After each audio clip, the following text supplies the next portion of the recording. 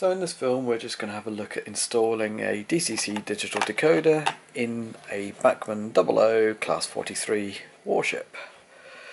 So it's quite straightforward. There's a couple of things to look out for, but it works quite well.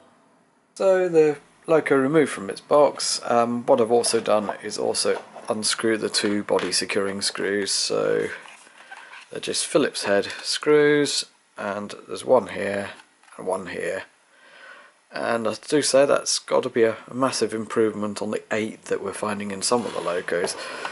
So just be careful when you're lifting a body, because the cab lights, so they are wired in. And we'll just lift it slowly, and you'll see that the two cables here, you can unplug them, but to be honest it's not really necessary.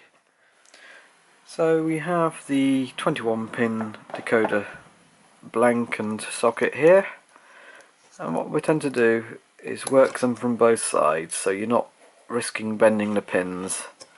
So we'll just lift it up, ease it up, and do it in steps. If you try and just lift it off on one side, you can bend the pins, which, well, it's not the end of the world, you just have to bend them back, but we'd rather avoid doing that. That's the blanking plug. Just keep that if you ever want to put it back to analog. And here's the Lens Silver 21 decoder that we're using. You'll see on there is a missing pin, and that corresponds to the missing pin on the interface. And just push it down. So really, that's the majority of the install.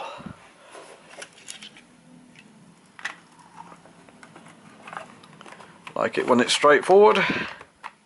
We'll get the body back on and screwed on. So there really isn't any setup necessary. The Lens decoder is a fully DCC NMRA compliant decoder. It will work with any DCC digital system. It's also noted for its motor control, and they have tried to make it as easy to use as possible. So this is just on factory settings.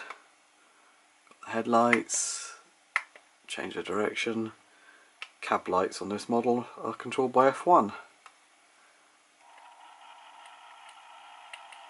The motor control is beautiful on the Lens decoders.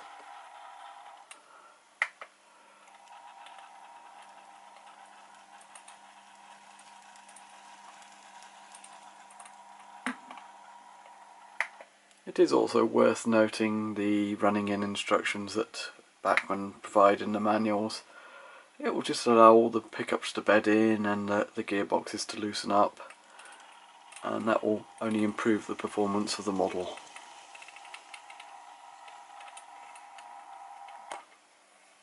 You can do some tuning if you want, so you can change the speed settings, but it's not really necessary. I think it's perfect from the box, to be honest.